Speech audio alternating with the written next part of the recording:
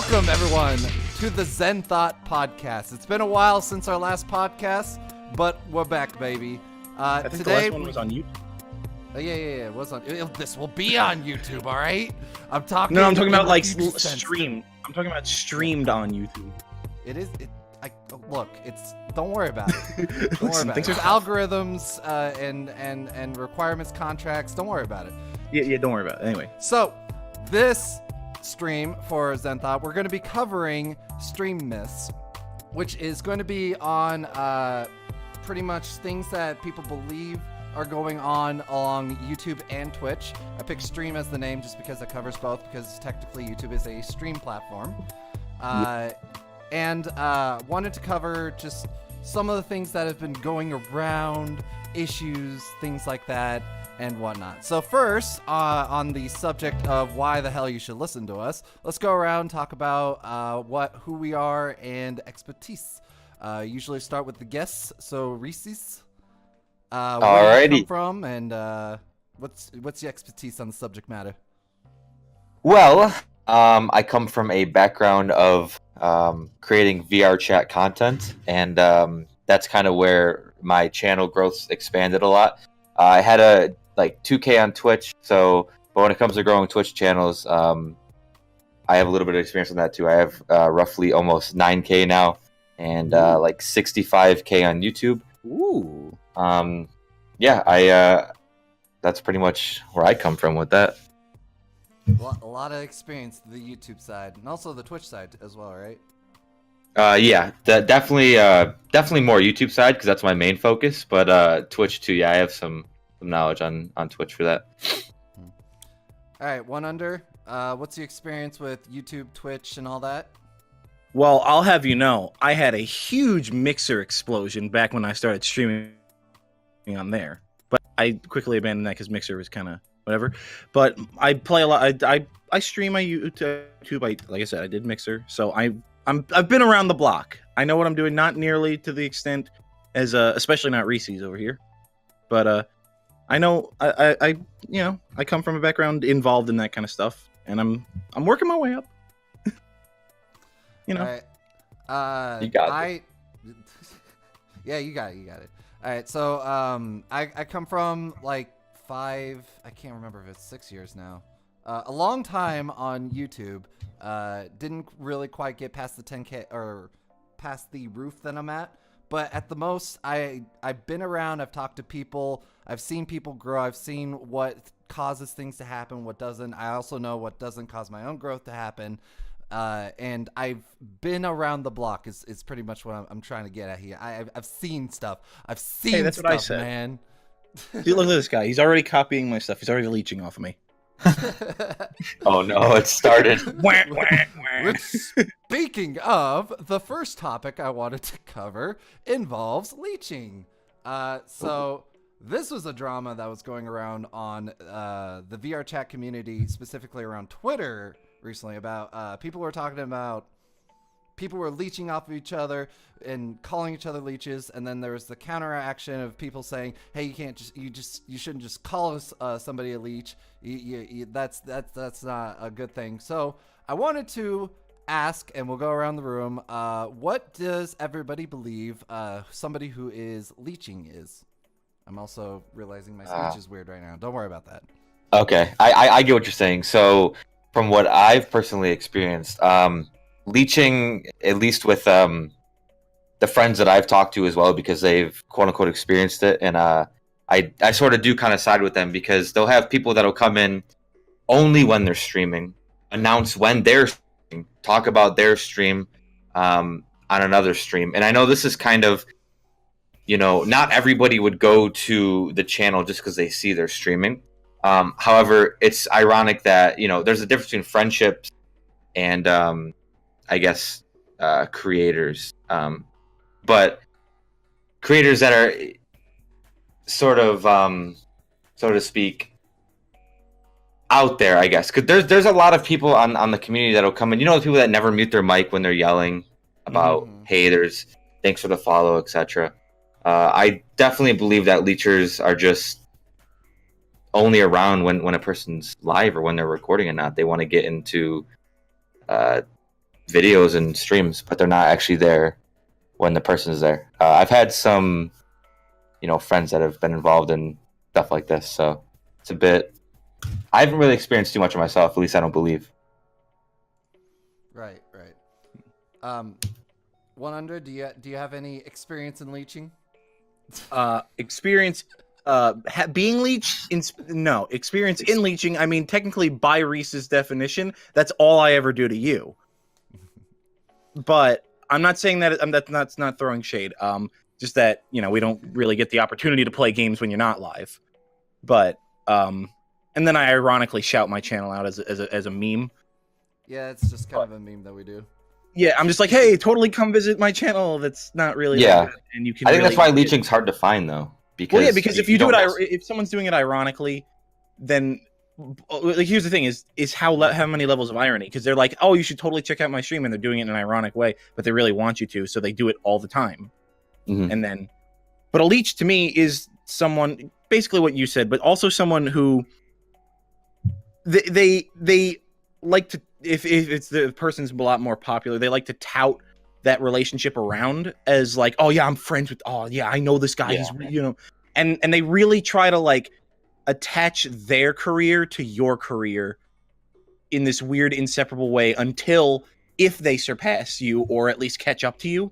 Yeah. To the point where they're like, yeah, that guy was just and they're that kind of stuff where the leech, the parasite has gotten all that it can, and now it's kind of abandoning you. Yeah, by that, then I think that I have been a victim of it a couple of times. Yeah. So I wanna mention that I find this very interesting in how the whole leeching concept came about with VR chat specifically because this had another name in at least the Minecraft community called ladder climbers. The whole point is that somebody who tries to befriend you specifically because they're trying to get benefit off of you and then dump you afterwards to then take that benefit on and find somebody else to climb over. Yeah. So yeah, basically. So yeah, in VR chat, we're seeing this as people who just come about and they seem friendly, but as soon as if they do happen to get a following, they'll just ditch you because they've already found what they want out of you. So I wanted to also lead this in, and that's why people do this is usually to grow a channel. So here's the question: is this actually a good idea to build a channel upon? No, ethically, I don't the know. myth. Ethically, no. Ethically, no. And also, I mean, in terms of success rate, I'd also say no. Because even in a lot of cases, even if you succeed at this, it's like, first off, it's as healthy a success if you built your brand or your channel. Saying built your brand sounds like real like too professional for what I'm talking about, especially if it's a parasite. But if you built yourself off of leeching, it's not going to be as healthy and stable of a thing of a community and of a following and whatever you want to say, and a stream of content as well. Because if your entire thing was based on, is dependent on someone else's stuff or was, then the people who are following you might not like what you do after you've abandoned that person. Doesn't really come off as a really stable form of growth or success. Yeah, I agree. Because if you build your premise off of hard work and stable content that people are coming in to watch, it's your content that they're enjoying. They came in specifically. They didn't come there because of other people. Yeet. Yep. Now, while we all hate that there's people who do this and whatnot, just come in, use your audience basically to grow. The thing I've seen is that if you're gonna do that, you're gonna build basically a lot of burning bridges, which is gonna create one big problem for you down the line, which is this beyond the ethical reason why this is a terrible idea to do for you. There's another reason, which is if you start building a name for yourself as a ladder climber, the only people who are going to befriend you are also ladder climbers, which creates this situation where if you do make success for yourself in that way, you create a situation for yourself where you believe that everybody is out to get you, and you don't know if somebody's going to throw you under the bus because they're going to try to use you to get better up on the ladder. That'll be the community you're going to pretty much push yourself into. It has views. There are people there who will watch. There is success there that can happen.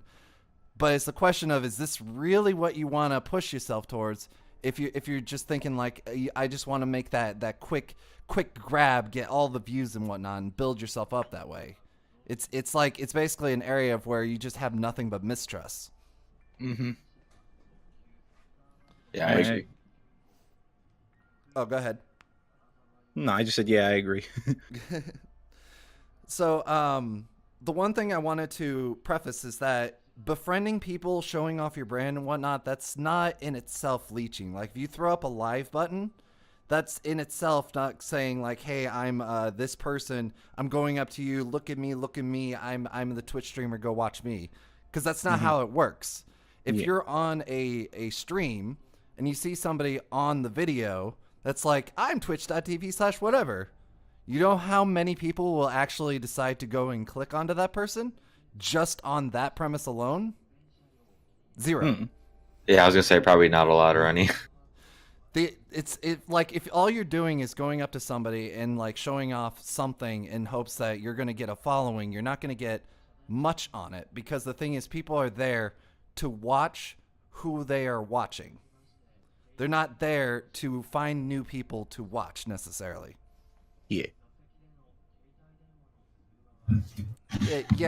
Gee, putting up a live thing on your avatar could be a warning to turn down certain language. Yeah, that's why people do it. They don't do it to grab attention, because that's not the point. It's to be like, hey, don't be TOS around me. Yeah, instead of constantly having to like go around and be, in every world you go to, by the way, guys, I'm live. Please don't say bad things, because that's almost like invite people to just start saying the N-word and shit. Yeah. But if you just have like a subtle live thing, and you're in a world that's not got voice chat range at maximum, for the most part, people will see the live thing and just be like, oh, okay. Yeah, and but then, on the you get the contrary, occasional person that's just like, because if they see it, like if they see the live thing, not everybody's golden child. They're good people, They see it and they're like, hey, easy way to throw up some words here. Yeah, controversial stuff. Yeah, I mean, that it's not good. It's not good. Right. Yeah, so you do it at your own risk, but as the word intends, your own risk. No, people aren't usually doing that as a way of like growing. Right. Yeah. It's understandable. So yeah, that's not necessarily a form of leeching there. So I want to also lead this into another topic, because leeching and basically doing, what's the word? Collaboration. So the idea that if you just pair up with somebody who has a bigger audience than you is going to make you grow, this in itself is not necessarily true. I wanted to go around first, everybody, your opinions on like the idea that if you just collaborate, that you will grow from that instantly. So I think, going off of the Twitch thing, that's only true by collaboration if you collaborate with this person a lot. It'll help you grow a little bit. If you come in their stream every now and then when they're live a couple times a week or a couple times a month, and you are genuinely trying to collaborate, I believe that won't really help you grow, because in live, it's a bit different. On the YouTube side of things, I believe that when you collaborate with someone, it really can help growth. Now, whether you're keeping a stable community, because it's not necessarily your audience, it's a new audience from another creator, whether you can keep that community or not is a different story. But just as an experience and as an example here, when Tasha and I first collabed, back when he had like 30K, or VR Trapman, if anyone doesn't know, like 30K, 25K, when we collabed that same day, I gained like 1.2K. Whoa. And yeah, and that 1.2K was there for my future videos, because my future videos went from starting off at 300 an hour. I do check the analytics quite often, to like 600 an hour. So there was, a double in how early people were coming to see my videos and people were watching it. So when it comes to creating content on YouTube, I believe it's much better to collaborate there in terms of channel growth than it is on Twitch. Yeah, well, because collaborating on Twitch is a lot more of a nebula thing. Because with YouTube, it's this big structured thing. Like, I mean, at least with the collaboration stuff that I've watched, like, I can't remember who it was. Oh, it was recently Tierzoo and Vsauce 3, I believe it was. One of them. They did some sort of collaboration. I'm already subscribed to both of them, so it doesn't really matter for me. But, like, in the case of that, it's a lot more like, since it's structured, YouTube videos are generally more structured than Twitch. You can get these more like proper introductions to people. You can, and then at the end of videos, it's always like, hey, by the way, I collaborated with this person. Here's the link to their channel and whatever. And yeah, you can do that on Twitch, but it's a lot more nebulous because you throw it in the chat, and if you get a lot of people, the link just disappears or whatever.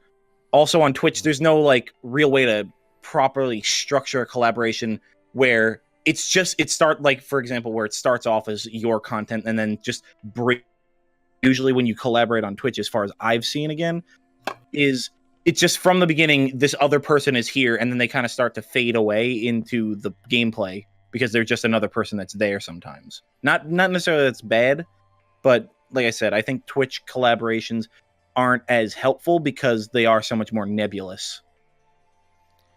So, when I started with this question, I mentioned that I was saying that collaboration does not necessarily get you a following, because I wanted to add after that a preface is that if you collaborate with somebody, that you would only get a draw from it if people who see your collaboration see value in going to what you do.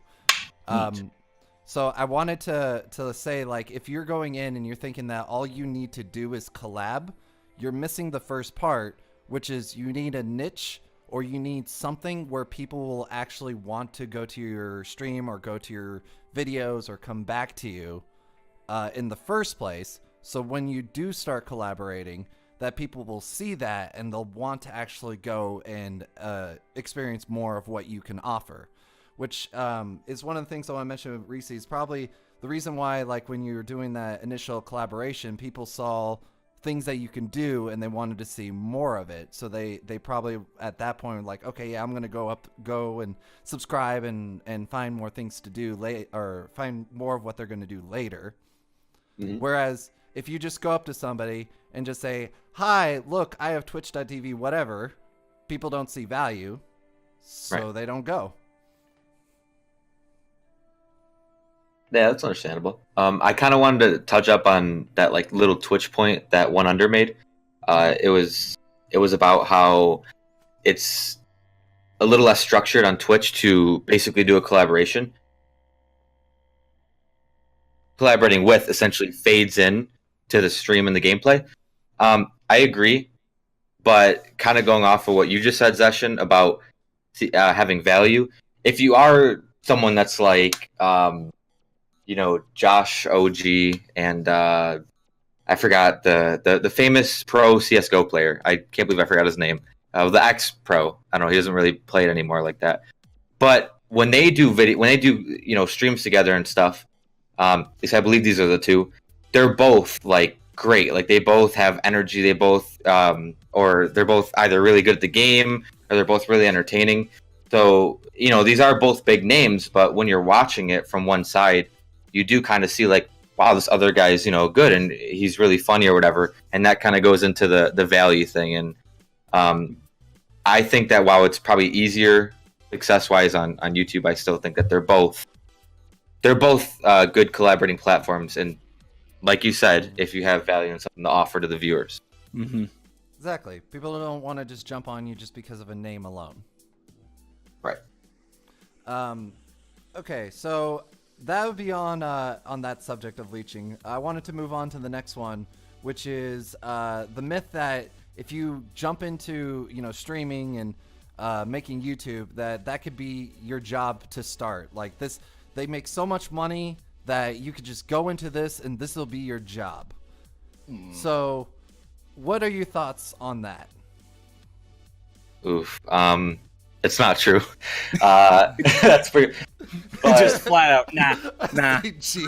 well, I used to do Minecraft role plays back in the day, and they're still up on my channel. But I used to do them, and they would gain like each episode. I think that the median would be like 5K views, and to me at the time, like I had like close to 8K subscribers, and I'm like, wow, like this is getting views. I'm definitely gonna make so much money and everything. And then I looked at the estimated revenue, and it was like $80, and I'm like, huh, like what happened? And like even now, like it's even the views I have now, it's not a sufficient amount to live. It's definitely pocket. I think that to strive for this being a goal, like a main goal, like a major goal in your life, like this has to happen, is unrealistic. But to strive for it to be like maybe a part-time or some extra cash that you do it for fun on the side, I think that's a lot more realistic. Yeah.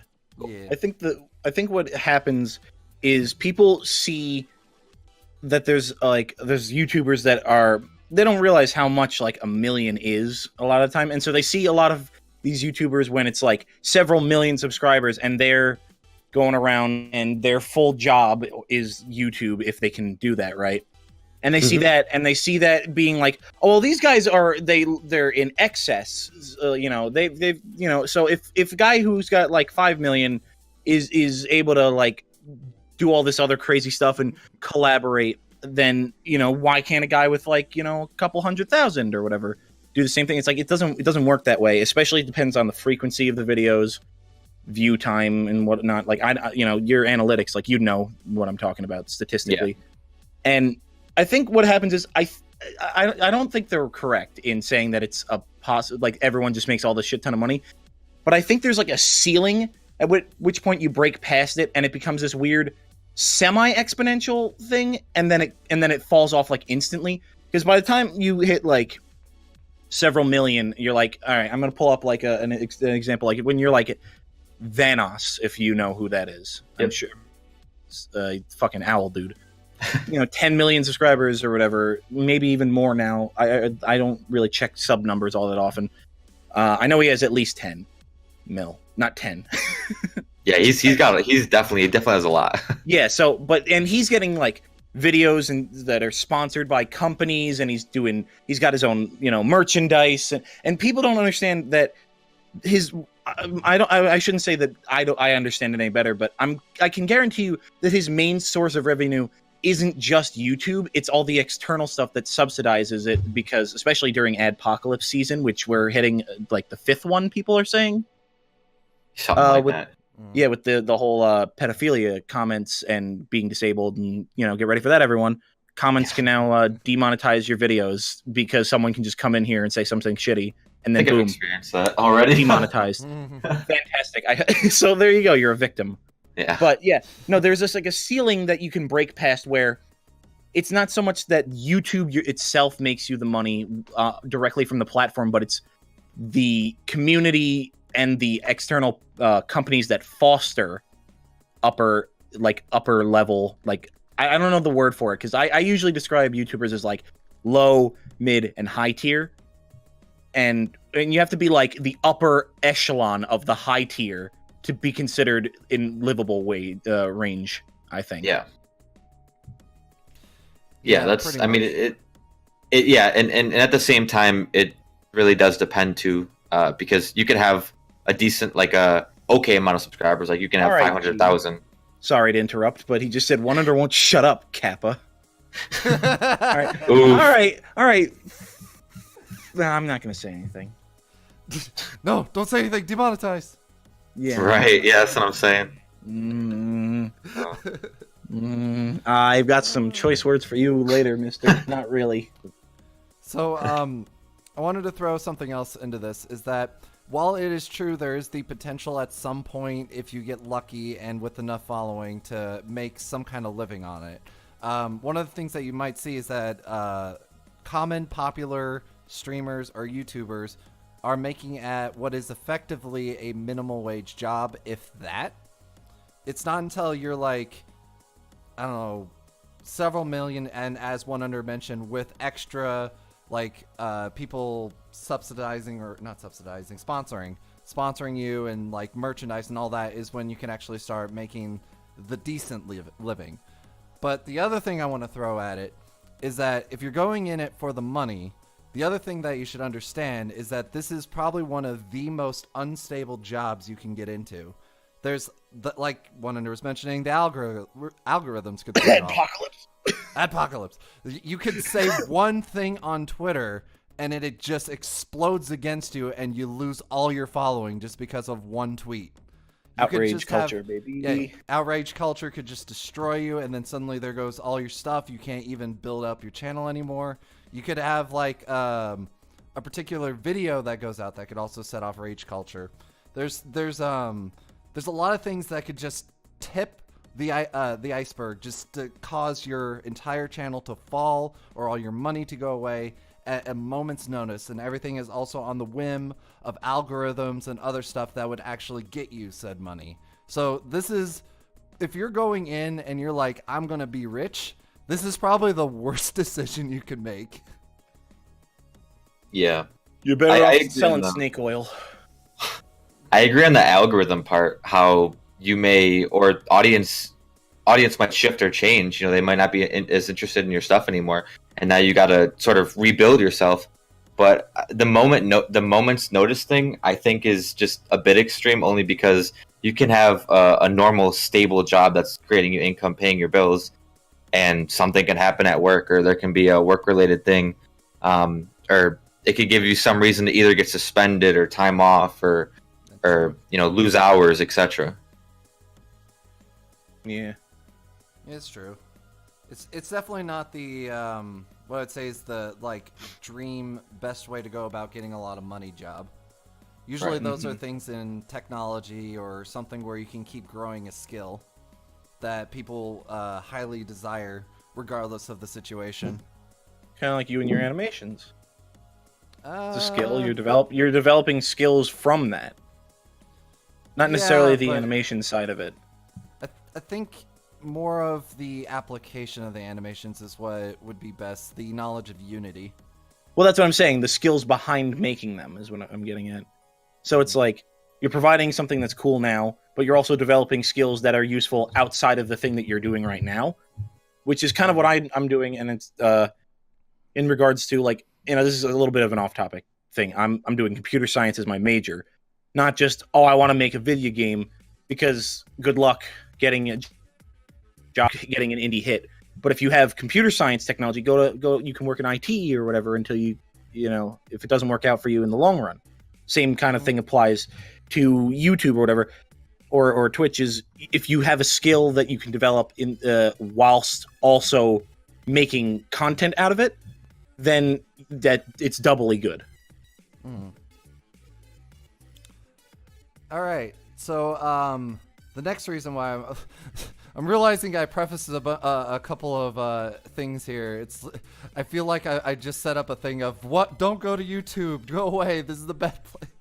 No. Next thing I wanted to go for.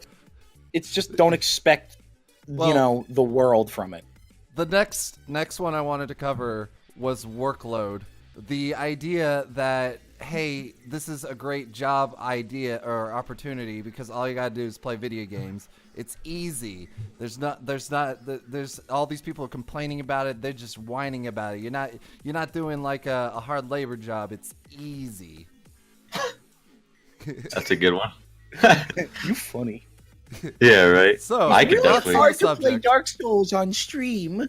Yeah, no, I definitely have some stuff to say about that. All right, go Ooh. ahead. Have at it. Okay, well, I mean, first off, I'm not a person that I've never grew up with a lot of the, I guess, I don't know, mainstream or bigger things that people have. Like, a lot of people have anxiety, a lot of people have depression, a lot of people have so on and so forth, right? Mainstream. This just sounds. I like don't. it's... Well, No, I know know- what you mean. like I know what you mean. more people, being diagnosed with it, essentially. Yeah.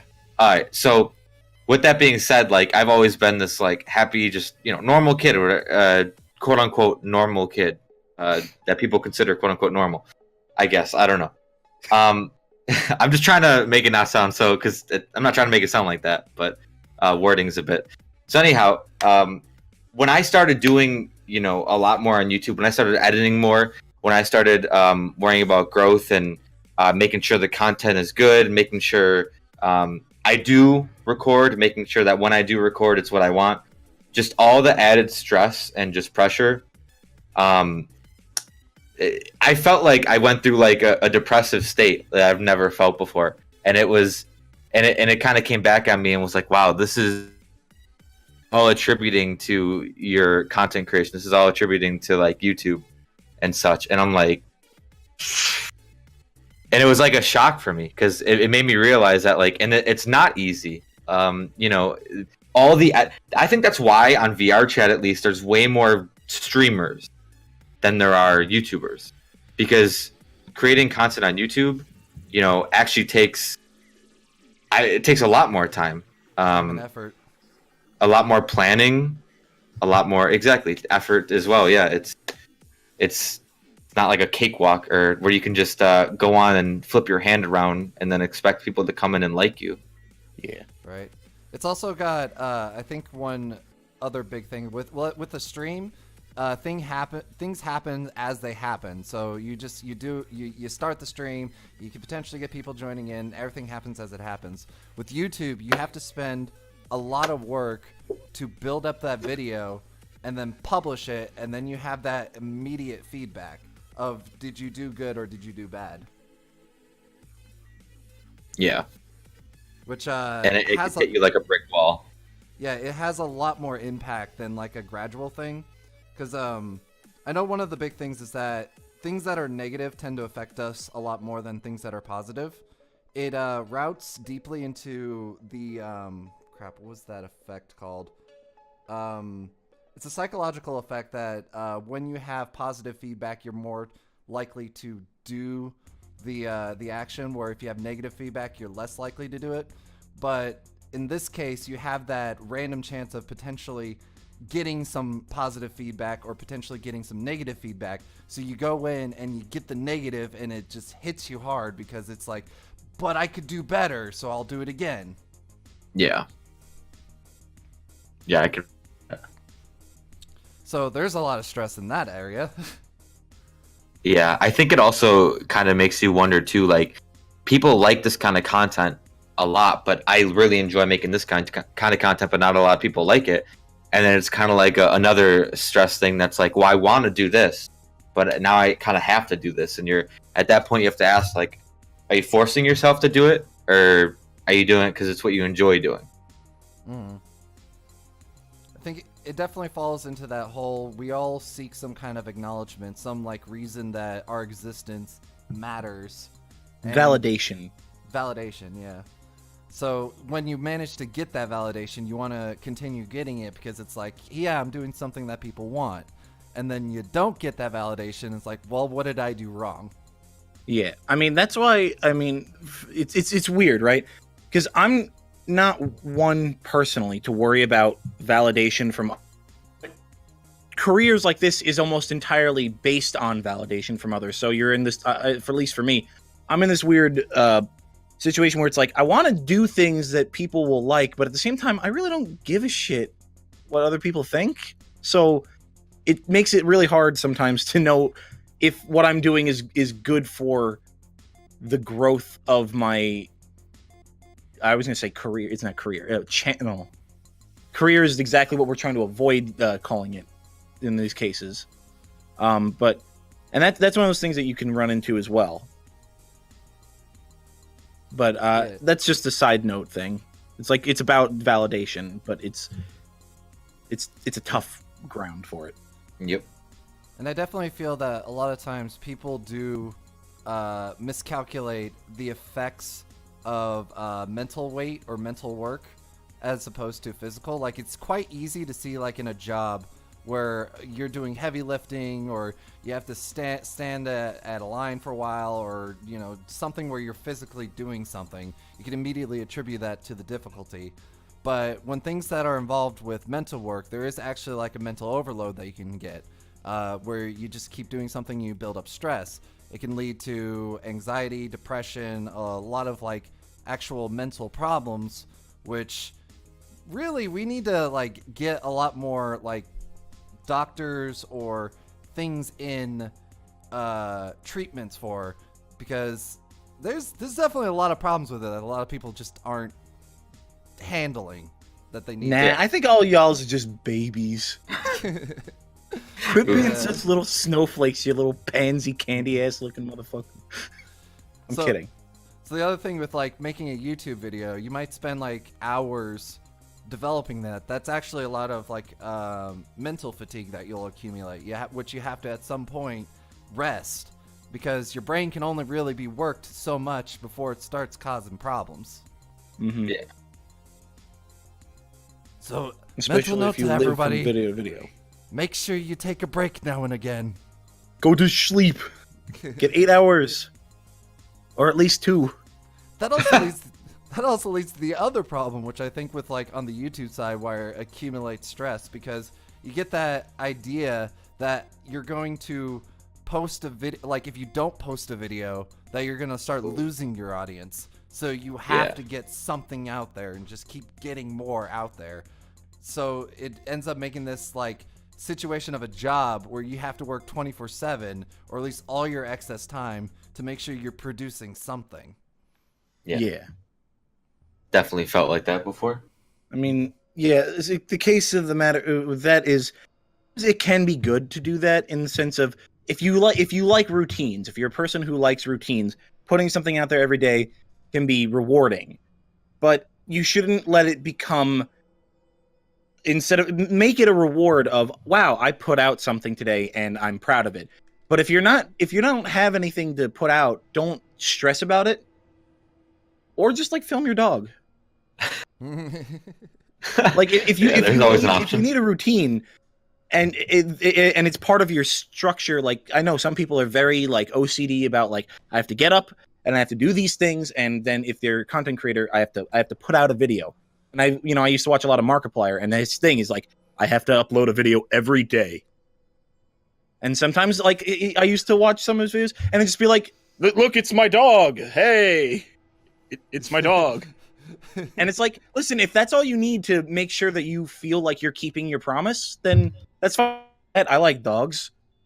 Yeah, dog's cute. Like, it's not a Five Nights at Freddy's video again, but it's if that's what you need to do to keep your schedule right, and not fall into a bad mental spot, go right ahead. I don't think most people aren't going to be like, what the fuck is this? Like, I'm angry and I'm unsubbing now.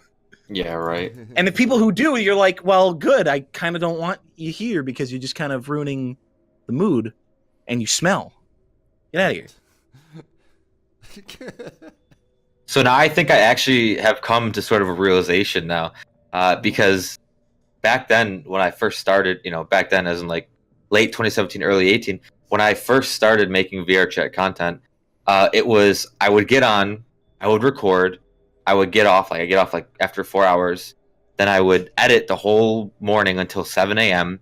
Then I'd go to bed, wake up, and do it over again. In the game, I was also having fun. It wasn't like I wasn't feeling like I was forced to play it. So I got to have fun, edit that fun, have fun doing it, get all my rest in, wake up, and do it. And then when I moved out and I came back here and everything, and I started, I uploaded less for various reasons, and I, didn't record as much. It really took a toll on me. Like, it threw me off, because I think I sort of had those feelings that, the audience would go away, or I wouldn't grow as fast as I wanted to, and but then that goes into talking about numbers. But it's sort of like a realization. Like, I think I just threw off my whole routine, what I was enjoying doing, and it kind of just started bothering me.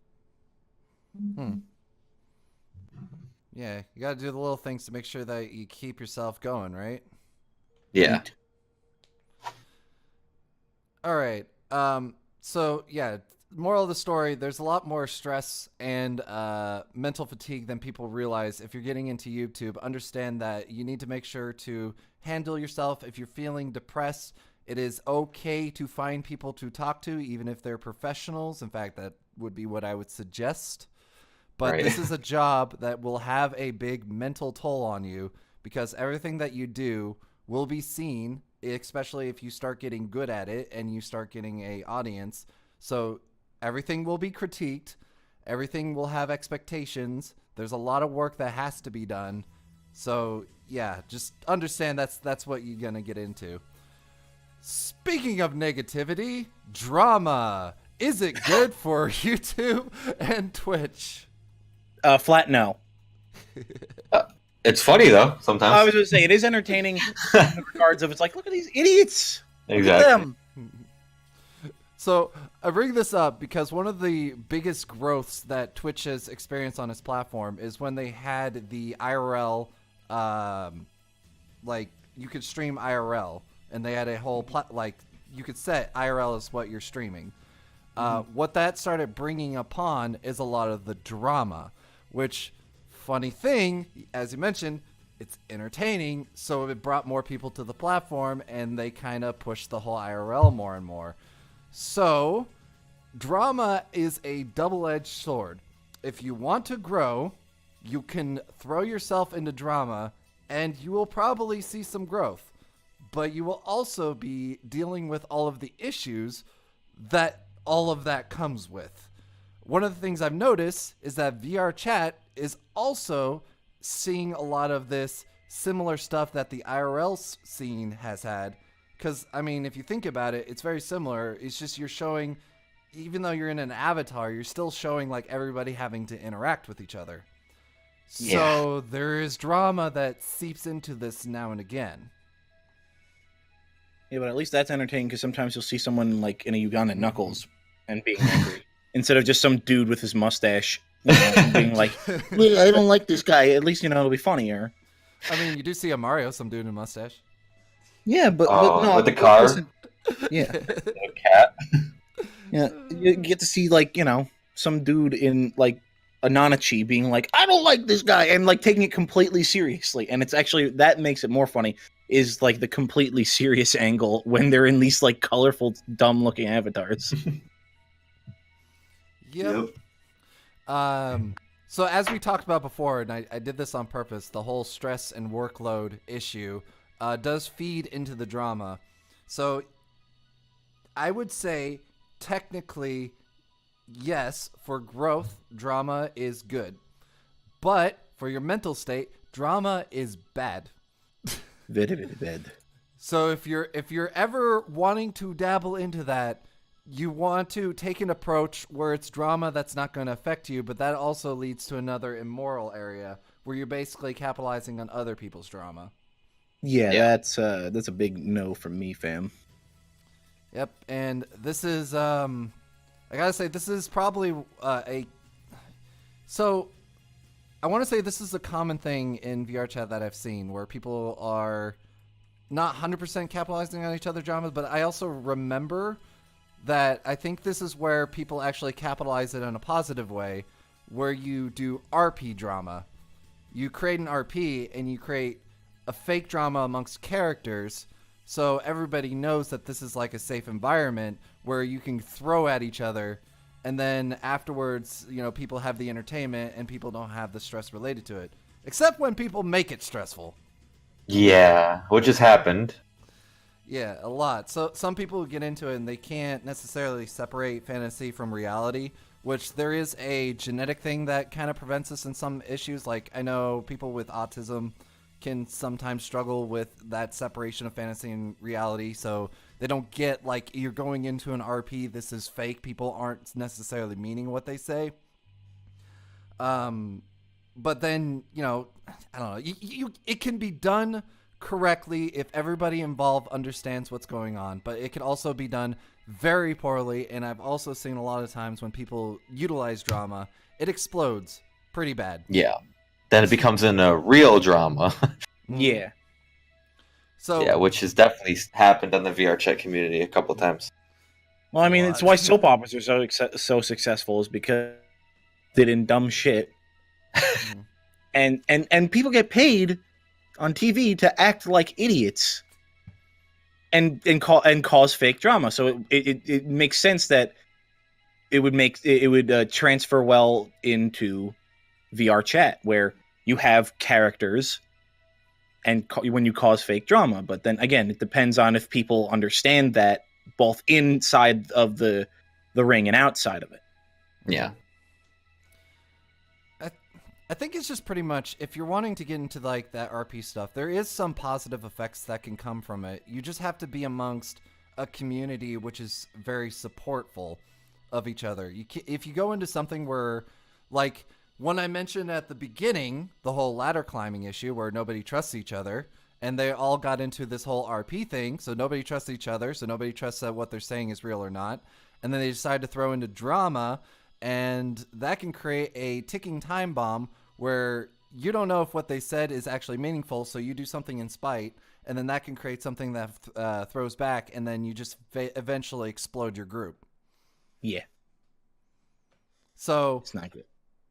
if you want to get into that, there is a positive that can come from it. The ability to actually release some of these emotions, the stress this builds up of like all these things that you got to do where you're in a situation that everybody trusts what you're doing and they understand that you don't mean what you say. It's the character, not you. It could actually create a situation where you have a stress release while you're actually doing the work that you're doing for the streaming and all that. So there can be benefits from utilizing drama, but not real drama. If you start pushing real drama, that becomes a problem. Yeah. Mm-hmm. And but the thing is, though, is when it comes to, I feel like using stress relief for people utilizing drama, I feel like that's a very sort of rare thing that people, like a large group of people, are gonna be able to, in unison, be like, guys, let's all just keep it, fun and fantasy, and because some people, I feel like even though some people, when they can differentiate it, they would still might get upset or offended by something you do say, even if it is drama, just part of the RP. Mm-hmm. They're like, well, I don't like that, and now that causes real drama on top of the fake drama. Or they have this kind of issue where something outside of the RP that happens causes somebody to become slighted, and then they bring it into the RP and basically keep trying to slight that person. Yeah. Yep. Essentially, it could be a thing that is both useful for your channel and yourself if in a good environment, but getting that good environment is difficult. You got to make sure everybody involved is good, and you got to make sure never to bring IRL into it. Right. Separate it. Yeah. Okay, so the last thing I had on my table was we've covered this, I think, once in one of the other previous podcast or the Zen Thought podcast about startups, which is around the issue of subbotting. So there's two concepts I want to discuss here. The first one I wanted to cover, which is if you are thinking about utilizing a subbot or a Twitch bot or something to inflate views or inflate numbers, what is your guys' thought about that subject? Like, is this a good thing to do for your channel? No, stop that. It won't work anyways. I mean, channel authority isn't growing off of just having a lot of subs. It's growing off of having a lot of subs, having watch time, views, etc. Are just a bunch of either extra accounts or fake accounts or whatever. Just clicking subscribe. So it just shows you a number. So you could have somebody that subbots their way to 100,000 or 200,000. I don't know if they can get to 1 million, but if they do, God bless. But they can get to like, a big number and have a couple videos with 600 views. YouTube's not going to show your stuff. And you're not going to have a real audience watching, because audience, I think most people don't watch because of the sub count. Most people watch because they like the content.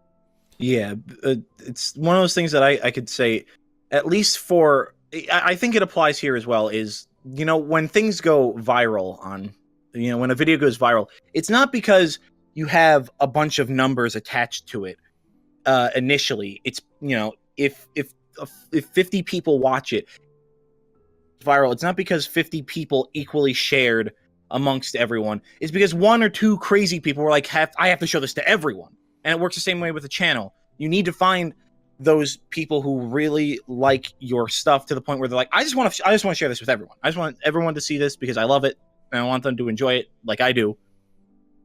And so subbots, it's a bunch of ones and zeros. They're not going to be like, yes, I enjoy this. I will also share this with my collections of binary code next to me.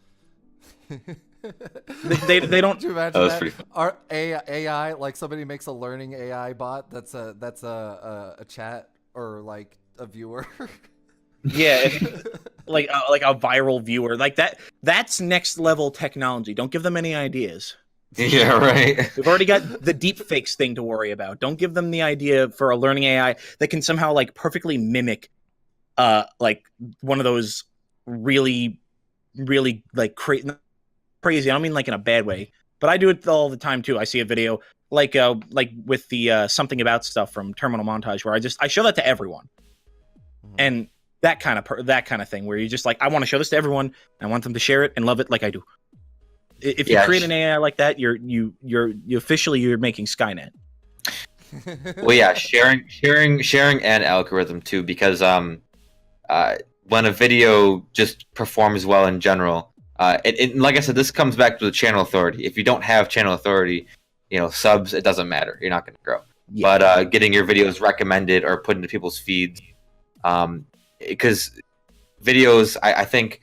For an average, you'll have a couple of your videos get recommended and do well, but very rare, on a very rare occasion, will you have one main video get featured in everybody's. Like, I have my trap voice tutorial video. Some people were like, I was looking up how to cook this. All of a sudden, it's all about algorithm and how they're sharing it as well. But then again, it comes into play with channel authority too. Exactly. There's another big problem that you could also create for yourself if you decide to do that. I understand the mentality that some people go into it with. It's that idea that if I inflate my numbers first, I'll be viewed as somebody who is like of that position where people would want to watch.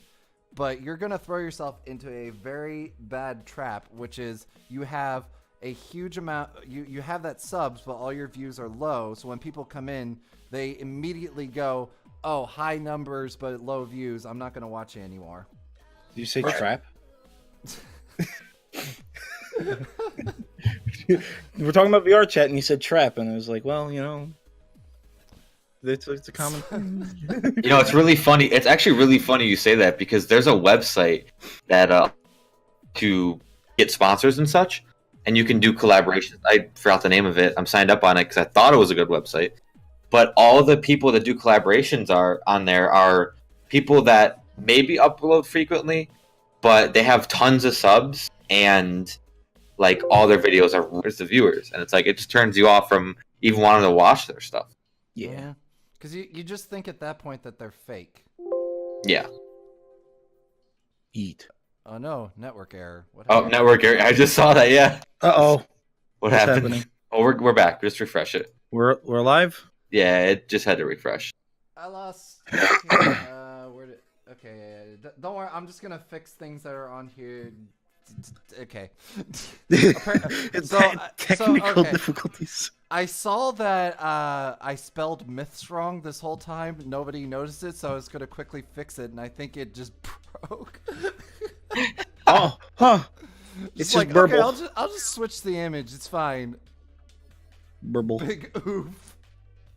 Unfortunate. All right, we're alive. We're alive, but wait. How long does it take you to edit OBS stuff? Not long. Okay, so I'm staring at the page. I've been staring at the live stream page for a while, and this is just really cute, and I really love this, and I want to look at this. I know it sounds really weird, and I think it's a perfect square image. Can we use this? Can we use this for the rest? I know it's probably like really minute and dumb, but it's loading in for me. Could you throw that one up? Sure, as your picture.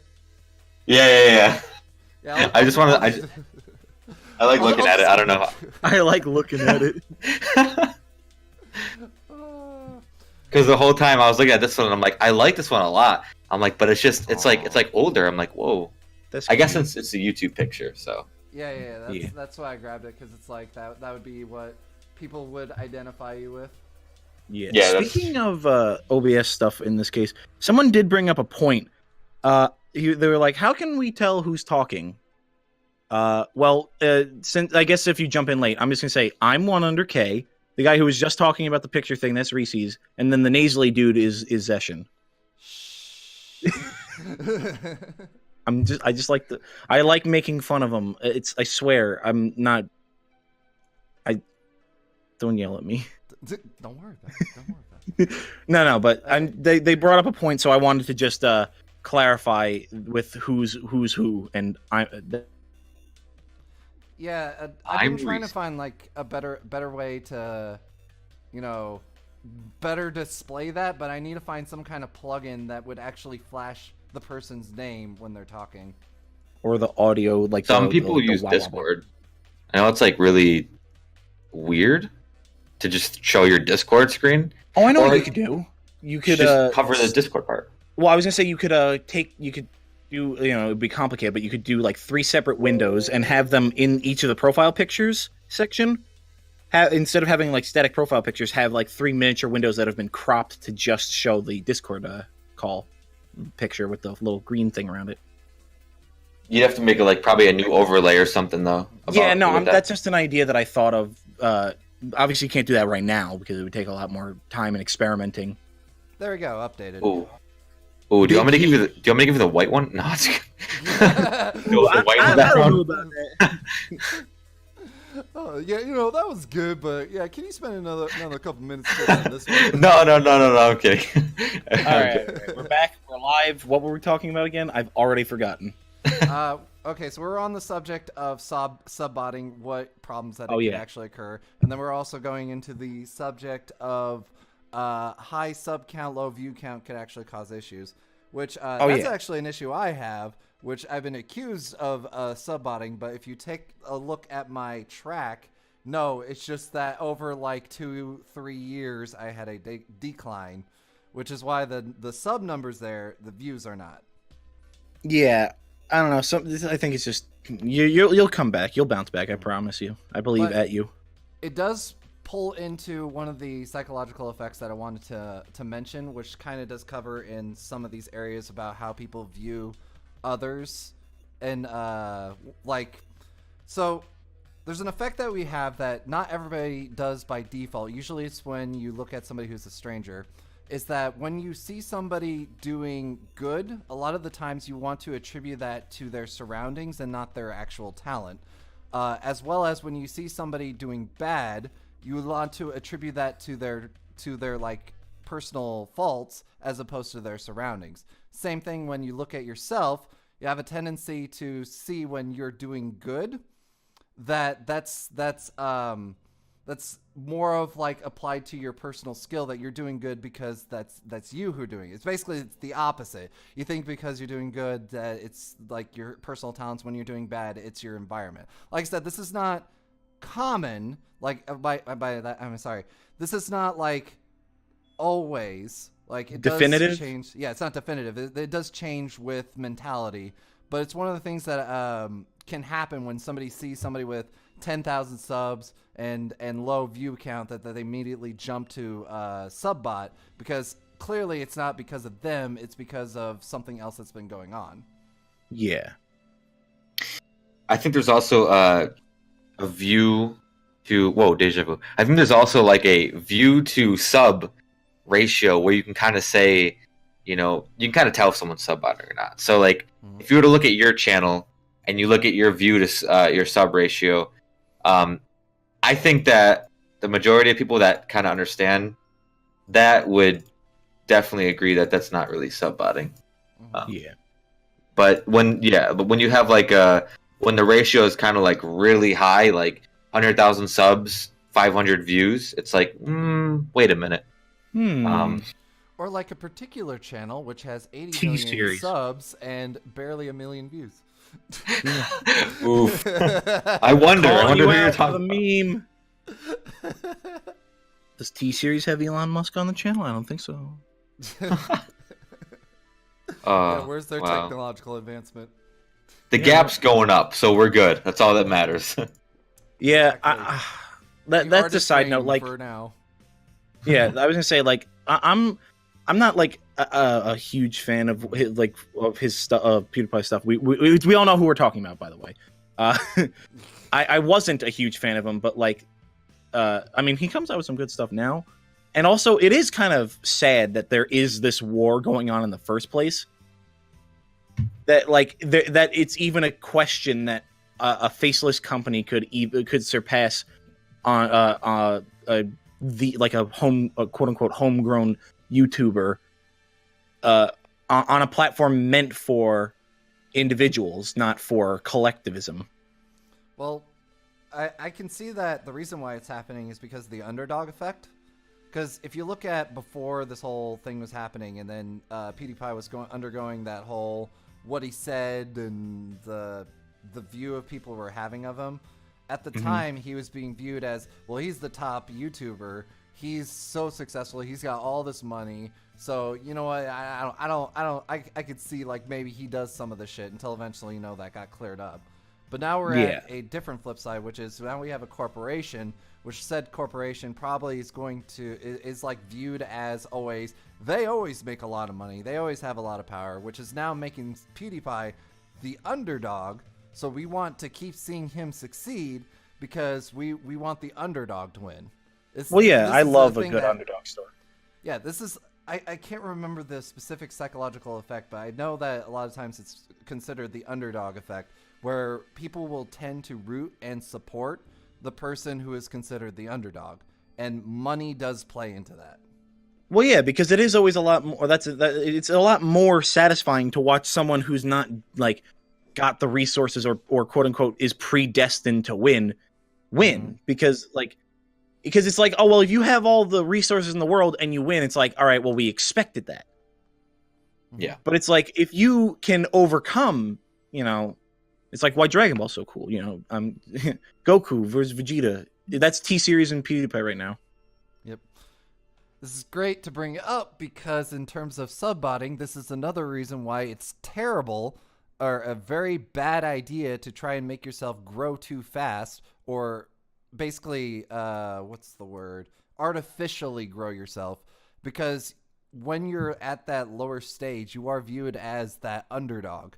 So utilizing that when people see you and they're more likely to see you want to grow than if you already inflated yourself to a point where people see you and it's like, yeah, I don't know about that person. Yeah, that person doesn't seem to need my help. Yeah, that's true.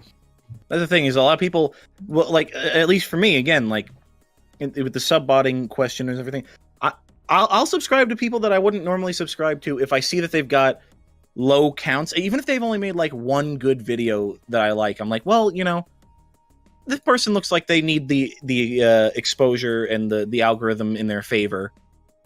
So I'll pop them the sub. But if you're sub-botting and you made like one thing, it's like, how have you made this many subscribers and I'm only like one of your videos? And it's like, well, if you're sub-botting, that makes sense because you're not really giving a shit about any of that. Yep. And it's also good to support all the smaller YouTubers too, that you can tell that they put in their time. That's what I'm getting at. Yeah. Yeah, I agree. Or do you? Hey, Vsauce, Michael here. Where are your fingers? No, seriously. All right, so that wraps up to the end of the Zen Thought podcast. We're running, I usually like to run these things about an hour, so it's about that time. So we're going to go ahead and go around. Everybody just, shout out where you're from in terms of like channel and streaming and plans that you have for the upcoming week. Just like to throw that. So it's Zen. Gee, did you say that? Zen Thought. Zen Thought? All right. Gone. So Reese's, I'm sure most people here already see it, but for the video later, where can people find you? And also, what do you plan to do for the week? All right. All my handles, Twitter, Twitch, YouTube, same, ReesesSkater, spell convenience. And honestly, for this week, I have a few things that need to be recorded, episodes. I have to make a PSA that McCrackle's dick isn't bent, if any of you know who McCrackle is. Yeah, I do. Still going. Yeah, I have to make a PSA about it because he gave me 45 minutes off a challenge. But yeah, I mean, memes and just a few of my normal videos coming out. Hopefully, some things people are gonna enjoy. Right, one Ye- under. Well, first off, Cloud Arcane, thanks for listening, because they said great listening to you guys, thumbs up. And you can't see it because this is purely audio, but I am giving you a thumbs up. Anyway, you can find me on twitch.tv/100k. Don't go to my YouTube channel. I don't upload there anymore, basically, because it's just I'm too lazy, man. Like, that's why I just stream. Plans, Twitter, don't go there either. I don't use that, but I do have one. Just go to my Twitch, all right? Like that. I'm a very simple man. Plans for the week? I don't know, man. Like, I'm probably gonna play some Xenoverse 2. If you like Dragon Ball games from like 3+ years ago, I play that. I play a lot of Dolphin games. Like you like GameCube games. You like those? Come on over. I don't really have a set plan. See, that's the thing. It's like these guys, real organized. I just like, man. Just gotta I get don't that know. organization, man. Find your niche, go for it. I do things. Come and see if you like the things that I do. Twitch.tv/100k. All right, I'm done. All right. You're already here. This is where I'm from, the twitch.tv/HeroesNFools. I also have a YouTube channel, which is the same, HeroesNFools. I'm going to be doing my usual, which is on Wednesdays, we have the high school RP. That's usually at 6 p.m. Eastern Standard Time. The next Zen Thought, I'm probably going to be trying to do another one of these in about 2 weeks. I do have a whole list of topics that I would like to cover. This one was just like perfect for considering the recent events that happened around the whole leeching thing.